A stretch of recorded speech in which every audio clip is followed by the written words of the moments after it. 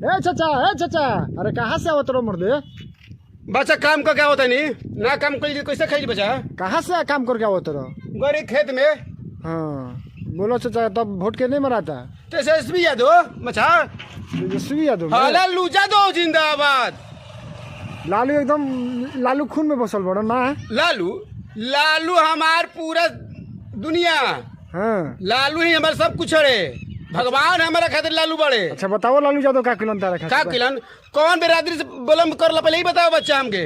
हम अरे पसवान तू पसवान बड़ा, हम चमार बानी, ठीक नू। लालू यादव की ही देन है कि हम सब एक थाली में बैठ के खाई ला जा, चाहे केनू जाके हक्कड़ के बोली ला जा। नहीं देख रहा पहला में के हीर भुड़िया कोई जिये देते रहे, खाटी पे लोग ना बैठे देते रहे।